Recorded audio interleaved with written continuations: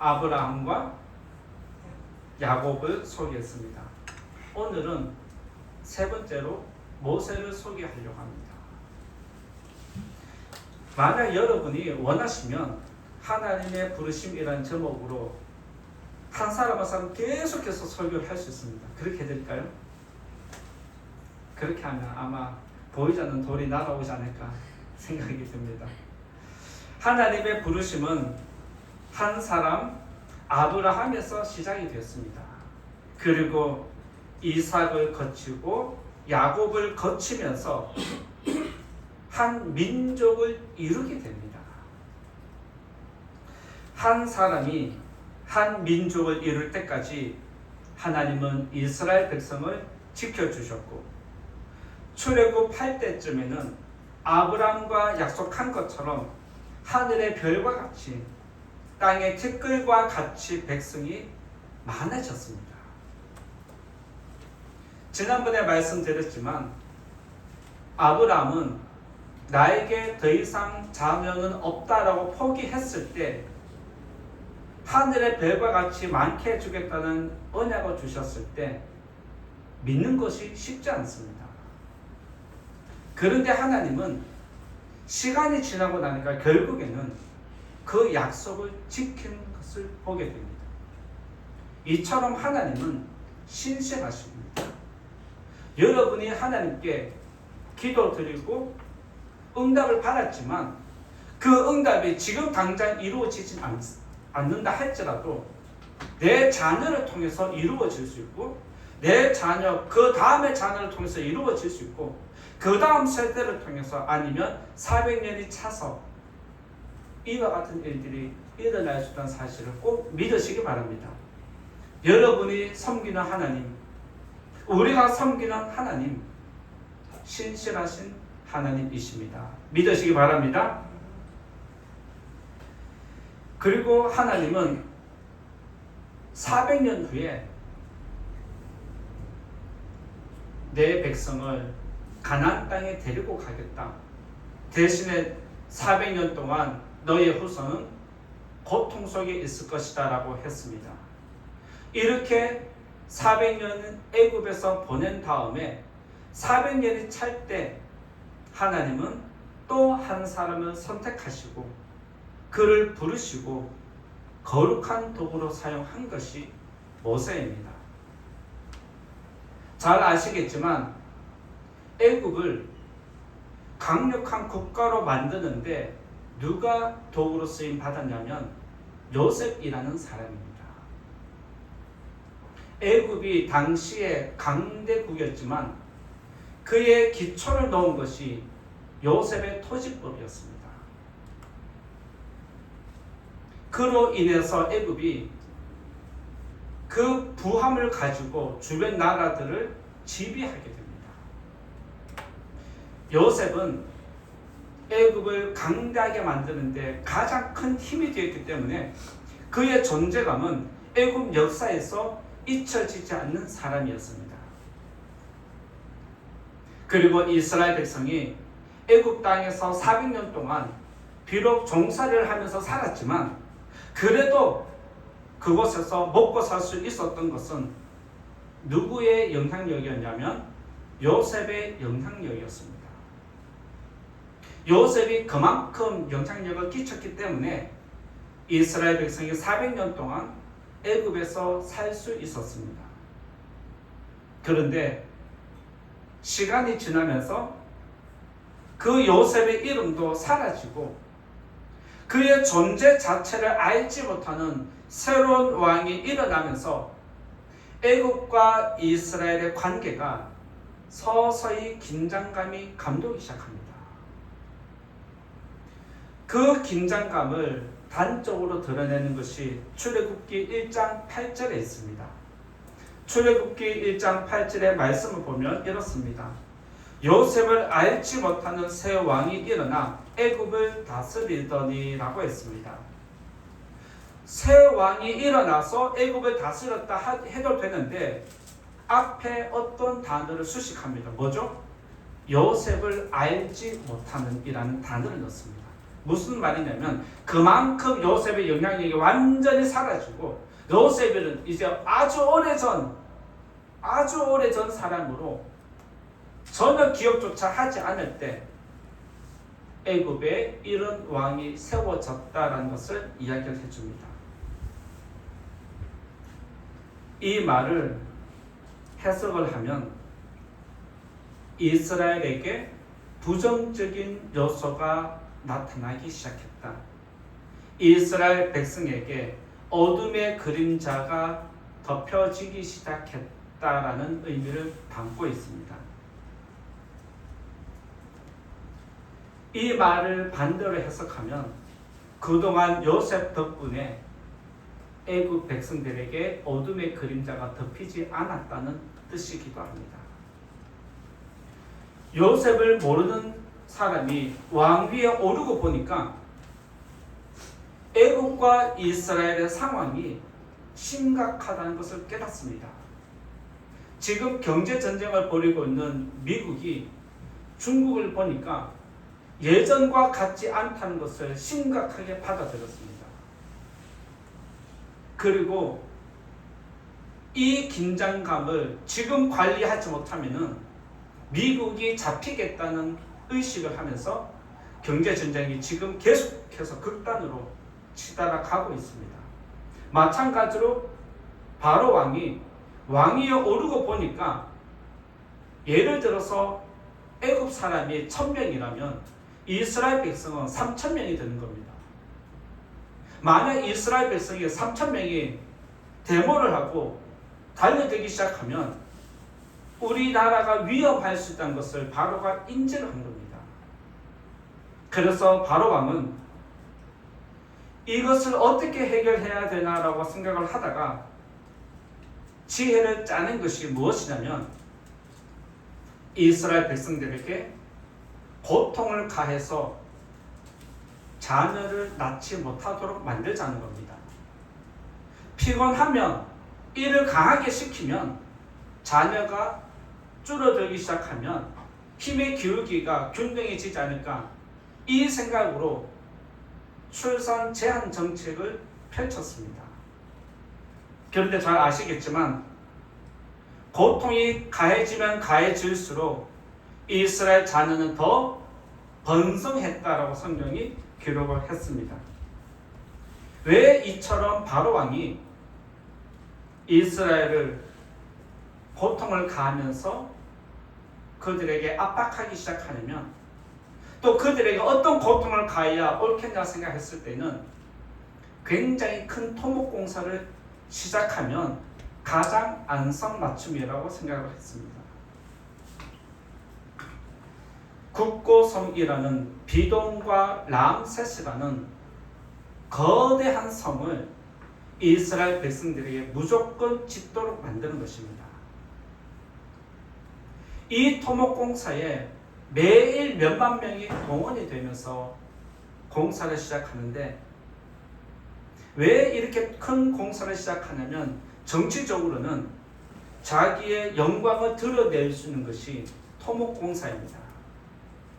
모든 나라 지도자들이 토목공사, 큰 건축물을 만들려고 하는 것은 자기의 영광을, 업적을 드러내기 위한 것입니다. 그러면서 이스라엘 백성들은 억압하면서 왕이라는 권위를 세우기에 가장 좋은 명분이 토목공사를 계속하는 것입니다. 이렇게 해서 출애굽기 1장 11절에 보면 이스라엘 백성이 바로를 위해서 비돔과 람셋 성을 건축하게 되었다라고 성경이 기록을 하고 있습니다. 여기서 이스라엘 백성이 비돔과 람셋이라는 국고성을 짓고 있었다는 것을 여러분들이 한 번쯤 기억할 필요가 있습니다. 이렇게 백성의 고통이 가중될 때, 그때 하나님은 한 사람을 선택하셨는데 그 한 사람을 통해서 이스라엘 백성을 고통에서 구원할 뿐만 아니라 하나님 나라까지 만들어가는 것을 보게 됩니다. 하나님의 부르심에 반응하는 모세의 모습이 오늘 성경에 또 자세히 나타나는데, 그가 부르심에 어떻게 반응하는지, 우리들은 하나님의 부르심에 어떻게 반응했는지를 한번 비교하면서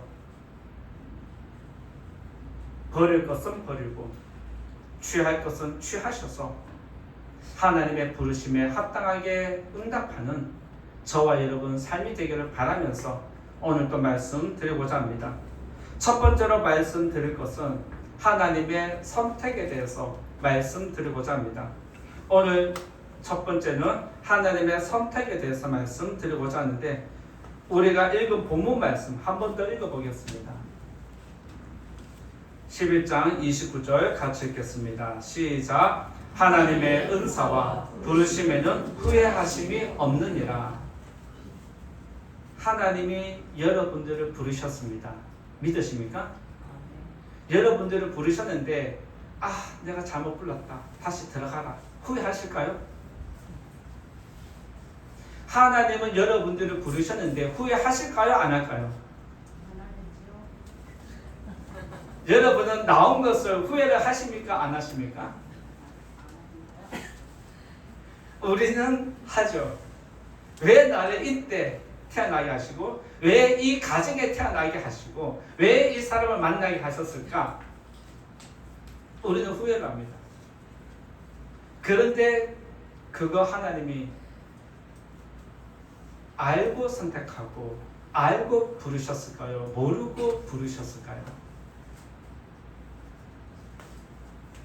하나님의 부르심에는 후회하심이 없다는 거 꼭 믿으시기 바랍니다.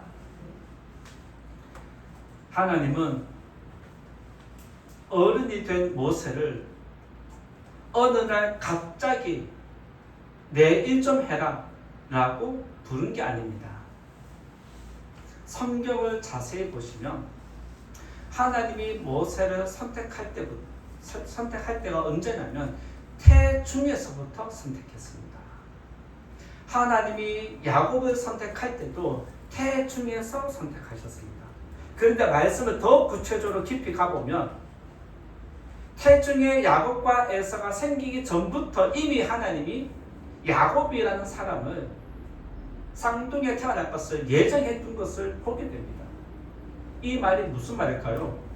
하나님이 모세를 선택한 것은 이제 출애굽해야 하니까 선택하고 부른 게 아니라 이미 태어나기 전부터 하늘 뜻 가운데서 작정되어 있었고 예정되어 있었던 사람을 때가 되니까 그 시대에 태어나게 하시고 그 인생을 가게 하신 게 하나님의 선택과 부르심입니다. 하나님은 모세를 태어나게 하실 때 레위 지파를 선택하셨습니다.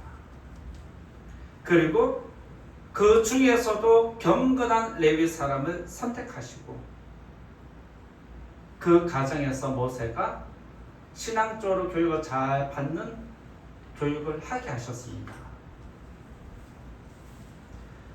부모들은 자녀를 낳았지만 출생의 기쁨보다 출생의 괴로움이 더 큰 상태였습니다.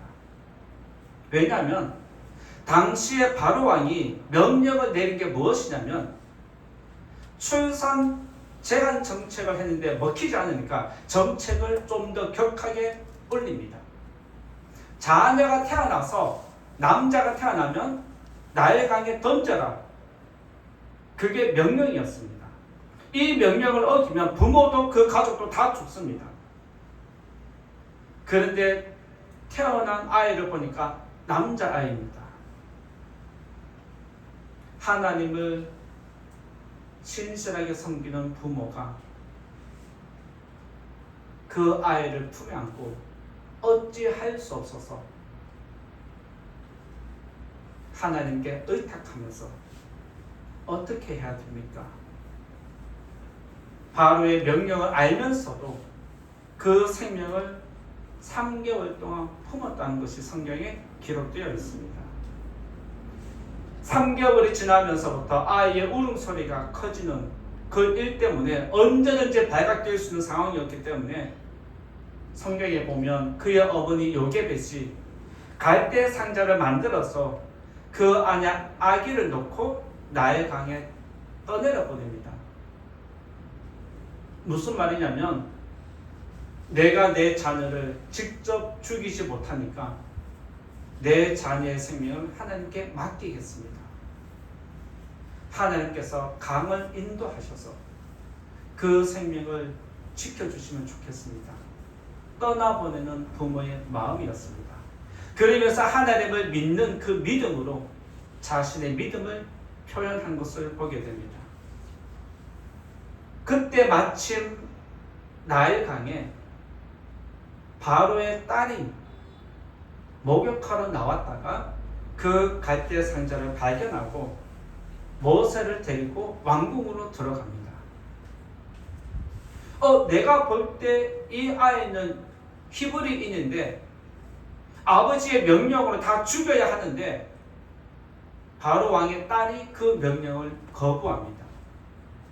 그러면서 모세 누이 미리암을 통해서 다시 요게벳에게 모세를 안기고 젖을 먹이고 젖을 뺄 때까지 키우게 했다가 바로 왕궁으로 데리고 들어갑니다. 여기서 중요한 것이 있습니다. 바로의 딸은 모세를 양자로 삼았는데 이름을 지어줍니다. 그러면 애굽 사람이면 애굽식으로 이름을 지어주는 게 정상입니다. 그리고 그 당시에 바로의 명령을 거스르면서까지 할 필요는 없는데 애굽식으로 내가 자녀를 양자로 삼았다 하고 애굽식으로 이름을 지어서 키우면 되는데 그냥 그렇게 하지 않습니다. 히브리식으로 모세라는 이름을 지어줍니다. 이렇게 모세는 히브리인이라는 정체성, 그 이름을 가지고 바로의 딸의 양자가 되어서 왕자로 자라고 그곳에서 최고의 학문을 배우는 사람이 됩니다. 그렇게 성인이 된 모세가 어느 날 늘 평범한 일상 생활 속에서 하루는 길에 나갔다가 그 날이 자기 인생이 완전히 바뀌는 날이 될 줄 꿈에도 몰랐을 겁니다. 어제처럼 그제처럼 일주일 전처럼 늘 하던 일을 하다가 애굽 사람이 히브리 사람 치는 것을 봤을 때 그가 감당할 수 없는 화가 일어났습니다. 저게 히브리 사람을 치네. 나도 히브리 사람인데 민족성을 가지고 있다 보니까 그 울분이 일어나서 애굽 사람을 따라가서 아무도 모르게 그를 쳐서 죽이고 묻어버렸습니다. 그리고 아무 일 없다는 듯이 모세는 다음날 또 동네를 나갔는데 이제는 히브리 사람 2명이 싸우고 있습니다. 그래서 모세가 같은 히브리 사람끼리 왜 그렇게 싸우느냐 라고 싸움을 말리는데 그 중에 한 사람이 어제 모세와 만났던 사람입니다. 그리고 그 사람이 모세에게 대뜸 이렇게 이야기를 합니다. 당신이 어제 애굽 사람을 죽인 것처럼 나도 죽이려고 하느냐? 라고 하면서 모세의 살인이 탄로나게 됩니다. 이때 모세는 충격을 받습니다. 자기 딴에는 애굽 사람을 쫓아갔고 주위를 둘러보았을 때 아무도 없다는 확신을 가졌기 때문에 죽이고 땅에 묻었는데 자기는 완벽한 것이라 생각했지만 증인이 나타난 것입니다. 이 사실이 탄로나자 바로 왕은 모세를 죽이기 위해서 군대를 일으켰고 모세는 급하게 그 자리에서 도망을 갔는데 모세가 도망간 곳은 광야로 도망갔습니다. 이렇게 해서 하나님은 모세를 보호하시고 광야 저 끝에서 애굽 사람이 도저히 찾아가기 어려운 땅 끝에 가서 40년 동안 무명의 사람으로 살아갑니다. 그런데 그 40년의 무명의 삶이 하나님의 사람으로 거듭나고 변화되고 성장해가는 굉장히 유익한 시간인 것을 우리가 발견하게 됩니다. 마찬가지로 하나님의 부르심은 어느 날 갑자기 저와 여러분에게 찾아온 것이 아니라는 뜻입니다. 하나님은 저와 여러분이 태어나기 이전에 이미 예정하셨고 그 작정하신 대로 우리들을 순리대로 지금 이끌어 오셨기 때문에 우리가 지금 이 자리에, 이 가정에, 이 사람을 만나서 살고 있는 것입니다. 그래서 우리에게 주어진 모든 것은 우연이 없는 필연입니다. 우리가 지금 이 자리에 선 것은 하나님의 선택과 부르심이 있었다는 것 믿으시고, 나를 부른 이유가 있을 텐데 그 이유를 찾아가는 것이 믿음 생활이고 하나님을 영화롭게 하는 것입니다. 따라서 이 자리에 계신 성도님들, 여러분을 선택하신 분은 잘 기억하십시오. 천지를 창조하신 하나님이십니다. 여러분을 선택한 분은 누구시다? 천지를 창조하신 하나님. 여러분을 다 알고 계십니다. 우리에게 가장 든든한 백이 있다라면 하나님이십니다. 하나님을 믿고 세상에 담대히 나아가는 저와 여러분 삶이 되기를 예수님 이름으로 축원드립니다. 두 번째로 말씀드리고자 하는 것은 모세를 부르심에 대해서 말씀드리고자 합니다. 두 번째는 모세를 부르심에 대해서 말씀드리고자 하는데, 앞에 말씀을 같이 한번 읽어보겠습니다. 앞에 말씀 출애굽기 2장 23절 같이 한번 또 읽어보겠습니다. 시작. 여러 해 후에 애굽 왕은 죽었고 이스라엘 자손은 고된 노동으로 말미암아 탄식하며 부르짖으니 그 고된 노동으로 말미암아 부르짖는 소리가 하나님께 상달된지라. 여러 해 후에 애굽 왕은 죽었다라는 표현이 무엇이냐면, 모세를 죽이기 위해서 군대를 일으키고 구석구석 찾아낸 왕이 죽었다는 뜻입니다. 그런데 더불어서 이스라엘 백성의 고통은 가중되고 있는 상황이었습니다. 그런데 이 상황을 까맣게 잊어버리고 땅 한쪽 끝에서 모세는 제2의 인생을 양을 치면서 평범하게 동네 어른들처럼 살아가고 있는 상태입니다. 40년의 긴 시간은 애굽의 바로 왕도 바꾸고 모세를 새로운 사람으로 만들기에 충분한 시간인 것을 우리가 짐작할 수 있습니다. 모세는 모든 것을 잊어버리고 평안히 살아가는데 한쪽에서는 고통이 계속 쌓이고 가중돼서 이제는 견딜 수 없어서 폭발할 지경에 이르렀다는 것이 하나님의 말씀입니다.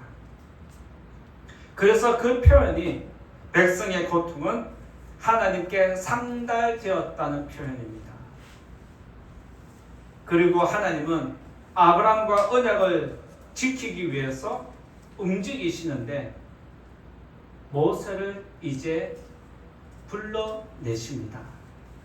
40년 동안 잊을 것 다 잊고 평범하게 잘 살았느냐? 이제 나를 위해서 일해야 하지 않겠느냐라고 하면서 모세가 양을 치러 가는 그 길에 산에서 불을 일으킵니다. 가만히 모세가 보니까 산에서 불이 붙었는데, 나무에 불이 붙었는데 나무는 타는데 사라지지 않는 겁니다. 이 광경이 너무 신기해서 모세가 그 광경을 직접 가까이 보기 위해서 다가간 겁니다. 그쯤에 갑자기 하나님이 모세야 모세야 하고 그를 부르시고 그의 발을 멈추게 하십니다. 하나님이 모세야 모세야 하고 불렀을 때 모세의 반응이 무엇이냐면 내가 여기 있나이다 라고 고백을 합니다. 내가 여기에 있나이다 라고 모세가 바로 즉각적으로 대답한 것은 그가 이스라엘 백성이라는 것을 알려주는 대목입니다.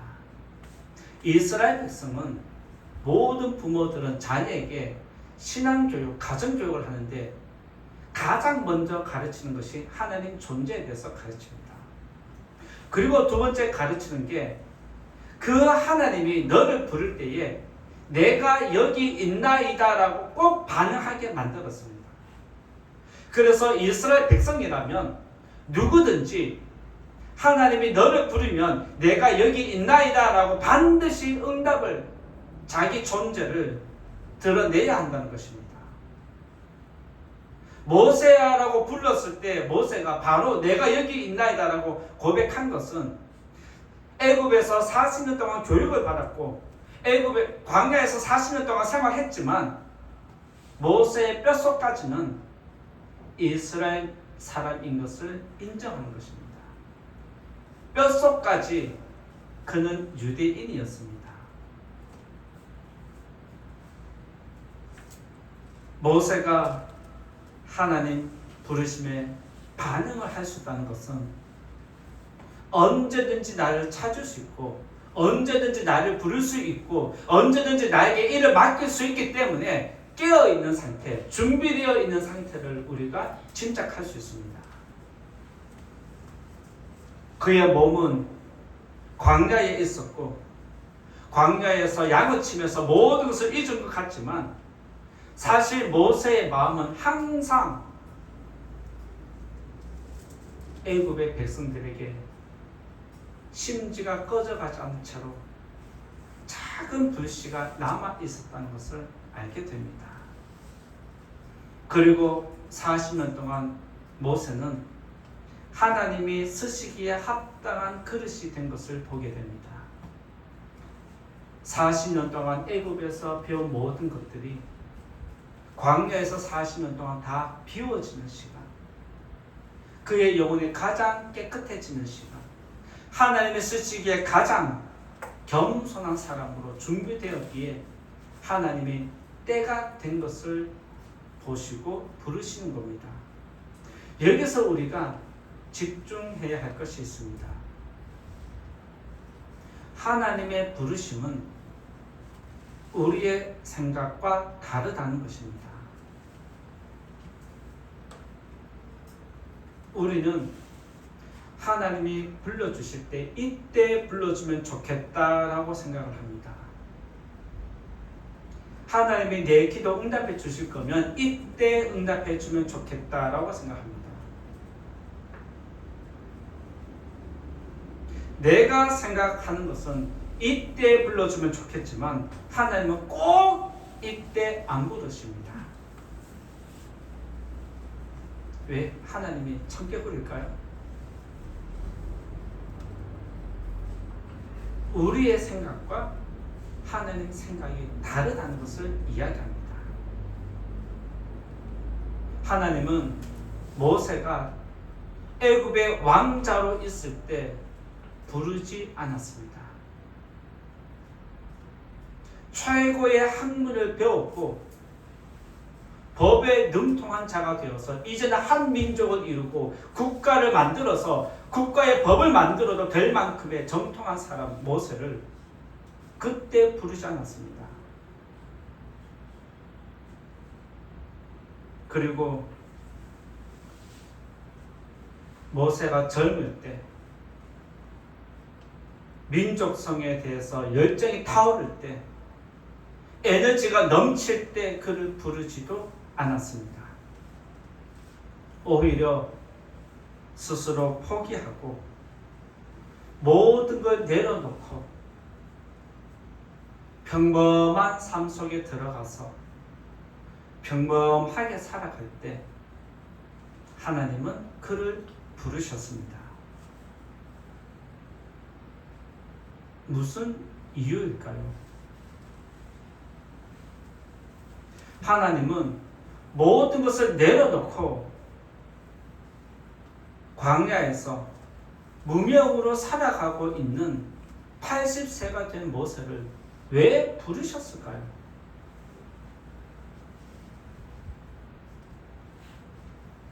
여러분은 이때 나를 불러주면 좋겠다 하지만 하나님은 꼭 이때 안 부르시고 한두 번 충격을 몇 번 받은 다음에 그제서야 겨우 불러내십니다. 왜 그럴까요? 하나님의 일은 사람의 능력으로 하는 게 아니라 하나님의 능력으로 한다는 것이 하나님의 뜻입니다. 사람들은 능력으로 일을 하려고 하는데 하나님은 그 능력으로 하면 안 된다라고 말씀하십니다.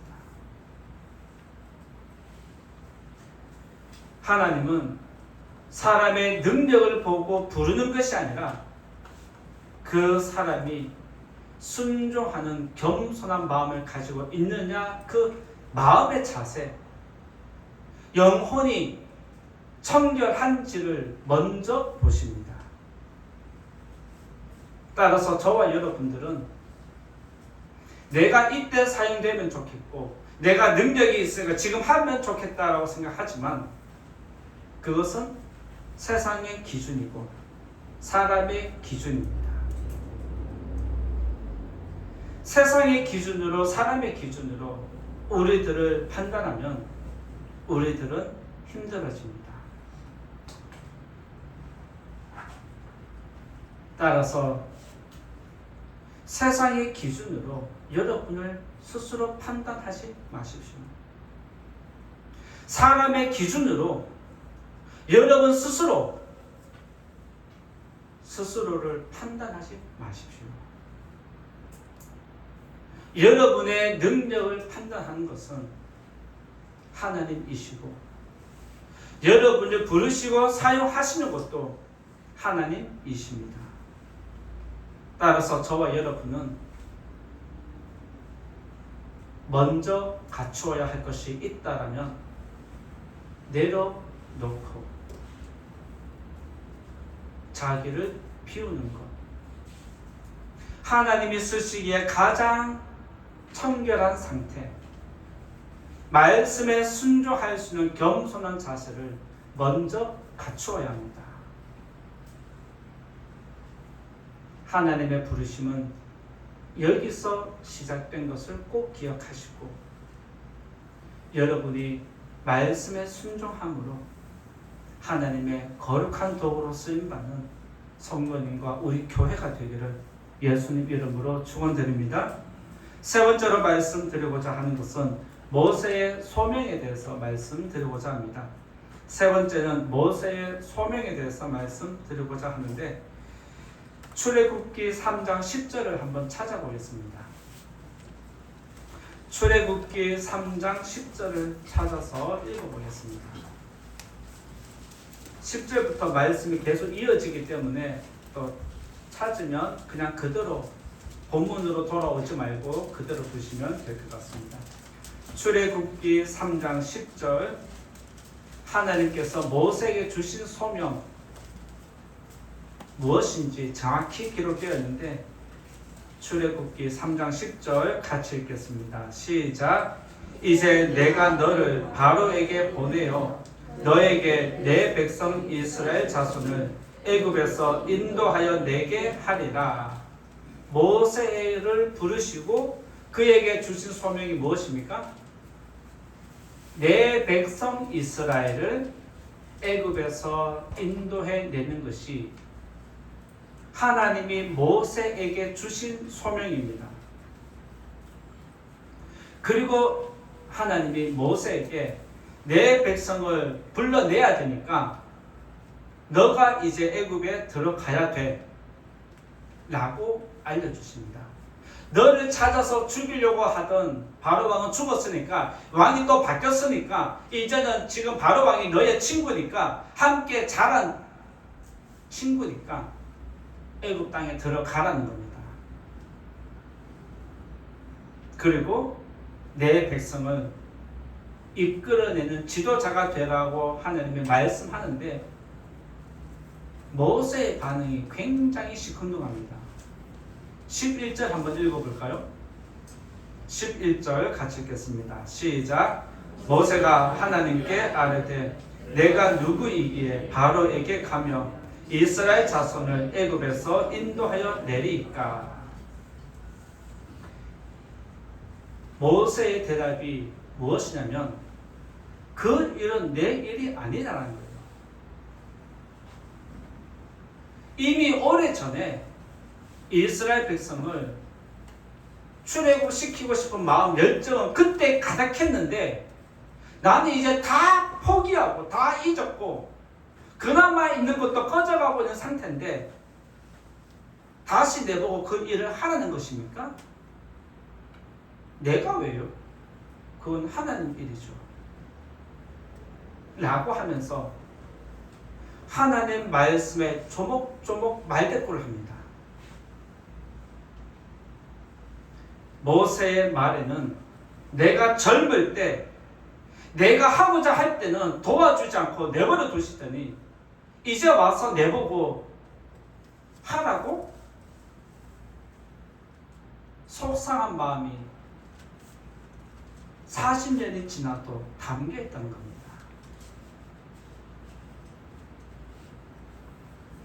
그럼에도 모세는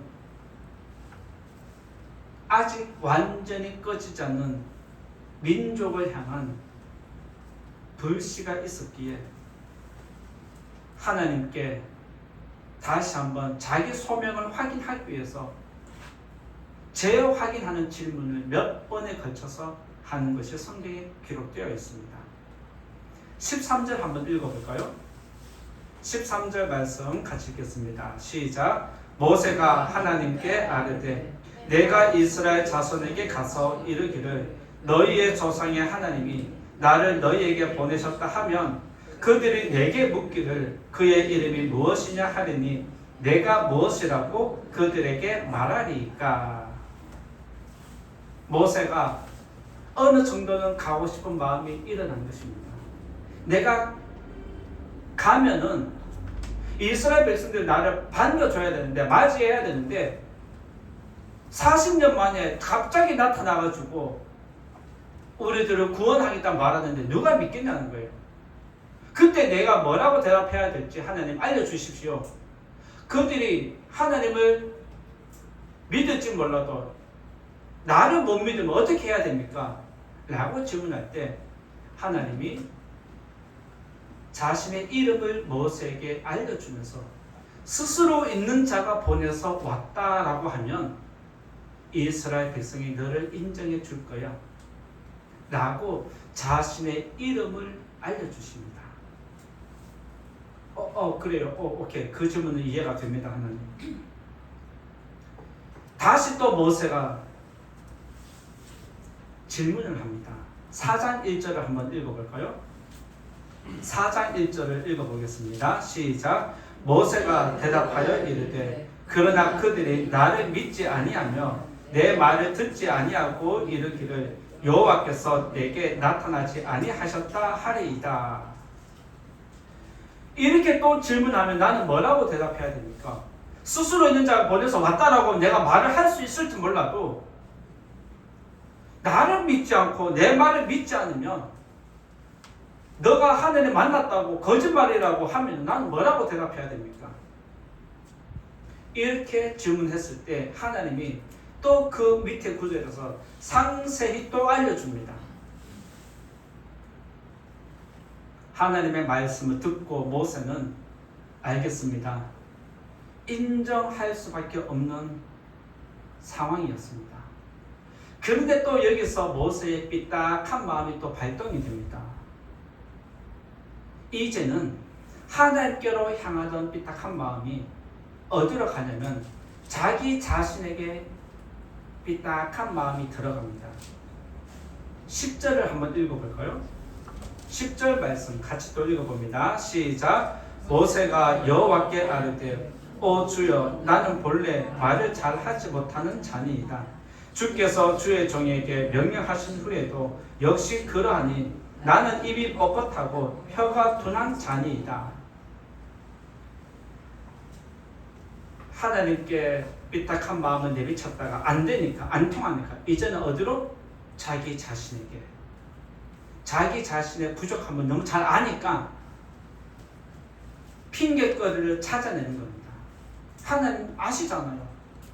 나를 이렇게 만들어내셨잖아요. 나는 말도 잘 못하고 혀가 뻣뻣하고 둔하다는 것. 스스로 자기의 삐딱한 마음을 꺼내서 자기를 공격합니다. 그때 하나님이 또 뭐라고 대처를 하시냐면 그의 형 아론을 붙여주겠다라고 말씀하십니다. 내가 너의 부족함 잘 알기 때문에 말 잘하는 너의 형 아론 이미 너보다 먼저 태어나게 했어. 그리고 너가 돌아가면 아론이 너를 지켜서 함께 할 거야 라고 했음에도 불구하고 모세의 고질병은 또 일어납니다. 13절 한번 읽어볼까요? 13절 읽어봅니다. 시작. 모세가 이르되 오 주여 보낼 만한 자를 보내소서. 충분히 설득을 했고 충분히 능력을 나타내어줬고 기적까지 보여주면서 했음에도 불구하고 이제는 자기 스스로를 삐딱한 마음이 발동돼서 나는 이래서 못 간다고 했는데 아니 아론이 있지 않느냐, 내가 미리 다 준비해놨어, 너는 그냥 가면 돼 라고 해도 도저히 못 가겠다라고 한 번 더 버티는 모습을 보여줍니다. 그때 하나님은 에이 더럽고 치사해서 못하겠다 포기하셨을까요? 하나님이 어떻게 반응하시느냐, 또 설득하는 모습이 나타날까요? 14절 한번 읽어보겠습니다. 14절 시작. 여호와께서 모세를 향하여 노하여 여기까지. 여호와께서 모세를 향해서 뭐를 했다? 화를 냈다라고 그렇게 표현되어 있습니다. 여기서 화를 냈다는 표현은 우리는 그냥 우리 생각으로 여러분들이 화를 낸 경험을 생각하면 화가 어느 정도인지 짐작하시죠. 그런데 여러분 화를 내는데 일반적으로 화내는 게 아닙니다. 히브리어 성경의 단어를 보면 이 화라는 단어가 어떤 의미를 포함하고 있냐면 분노가 치솟아서 콧구멍에서 열기가 뿜어져 나오는, 콧구멍에서 뜨거운 열기가 뿜어져 나올 만큼의 화가 폭발한 상태를 의미합니다. 무슨 말이냐면 하나님이 지금 모세에게 진노가 엄청 일어나서 그를 죽일 수 있을 만큼의 화가 일어난 상태를 의미합니다. 그럼에도 하나님은 그 분노를 다스리면서 모세를 한 번 더 밀어내십니다. 가야 하지 않겠느냐.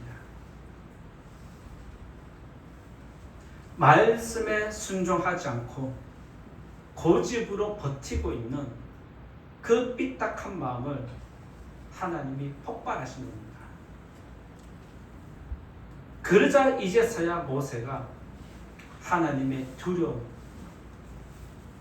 하나님의 진노의 무서움을 경험하고 자기의 고집을 꺾습니다.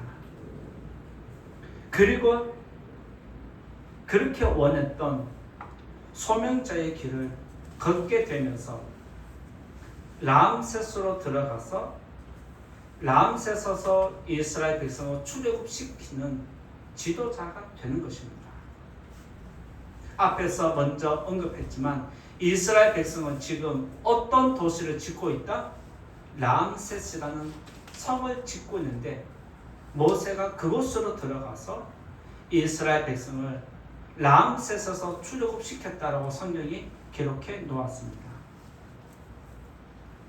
하나님의 부르심을 받은 사람은 반드시 각자에게 주신 소명이 있습니다.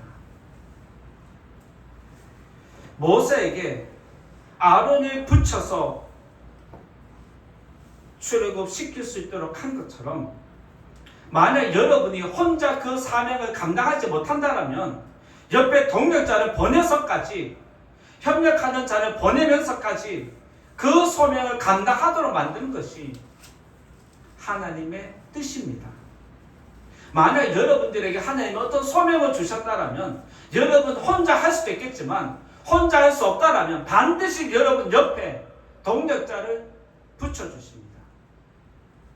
그리고 그 소명을 끝까지 이룰 수 있도록 도와주십니다. 그런데 우리는 하나님을 믿고 섬기는 곳으로만 거기까지만 머물러 있습니다. 하나님이 나를 여기에 불러주셨다는 것을 생각하지 않고 내가 이 자리에 나온 것은 하나님을 위해서 할 일이 있다는 것을 생각조차 하지 않고 믿음 생활하는 성도들이 너무 많습니다. 하나님이 여러분을 이 자리에 부르신 것 할 일도 없는데 왜 불러내셨습니까? 여러분을 선택하고 부르신 이유가 분명히 있기 때문에 여러분들 태중에 생기기 전부터 하나님은 작정하신 대로 그 예정을 따라서 여러분들을 이 땅에 보내신 건데 왜 이 자리에 세우셨습니까? 여러분이 아직도 내가 하나님과 그의 나라를 위해서 해야 할 소명이 무엇인지 발견하지 못했다라면, 깨닫지 못했다라면 이제라도 하나님과 대화를 통해서 하나님을 만나면서 찾으셔야 합니다. 그런데 우리는 때로는 하나님 뜻을 알면서도 내가 교회를 위해서 이렇게 해야 되고 내가 성도들을 위해서 이렇게 해야 되고 내가 하나님 나라를 위해서 이렇게 해야 된다는 알면서도 모세처럼 삐딱선을 타고 고집불통처럼 그 자리에 그대로 머무르는 경우가 있다는 사실입니다. 여러분에게 소명이 있다는 사실을 꼭 기억해야 합니다. 소명자가 할 일을 하지 않고 가만히 있으면 하나님의 진노가 있다는 것 또한 기억해야 됩니다. 여러분에게 주신 소명이 있다는 것을 꼭 기억하시고 여러분에게 주신 소명을 잘 감당하는 성도님 되시고 여러분의 소명을 하나님이 꼭 받아주시기를 그리고 지켜주시기를 예수님 이름으로 축원드립니다. 이제 결론의 말씀 드리고자 합니다. 오늘 우리가 읽은 말씀 본문 로마서 11장 29절 같이 한번 소리내어서 읽겠습니다. 로마서 11장 29절 같이 읽겠습니다. 시작. 하나님의 은사와 부르심에는 후회하심이 없느니라. 하나님은 모세를 선택하고 부르셨지만 모세는 번번이 반항하면서 거절했습니다. 그럼에도 하나님은 모세를 설득하고 기다리면서 그가 소명자로 설 수 있도록 계속해서 도와주시고 이끌어 주셨습니다. 그리고 그의 소명이 끝날 때까지 함께 하셨습니다. 마찬가지로 모양은 다르지만 우리도 모세처럼 하나님의 부르심을 받은 거룩한 사람입니다. 내가 이 자리에 있는 것은 거저 우연히 내가 이 자리에 나온 것이 아니라는 사실입니다. 그 말은 하나님께서 저와 여러분을 통해서 뜻을 이루고자 하는 것이 있다는 것입니다. 영원한 나라를 바라보고 살아가는 성도님 되시길 바랍니다. 그리고 여러분의 소명이 이룰 때까지 하나님의 손길이 영원까지 함께 하시기를 예수님 이름으로 축원드립니다. 말씀 생각하면서 같이 기도하겠습니다. 오늘은 모세를 통해서 소명이 무엇인지 하나님의 부르심에 대해서 말씀 나누었습니다. 하나님, 내가 이 자리에 서 있는 것이 거저 우연히 된 것이 아니라고 말씀하시고 나를 이 시대 가운데 보내신 뜻이 있을 텐데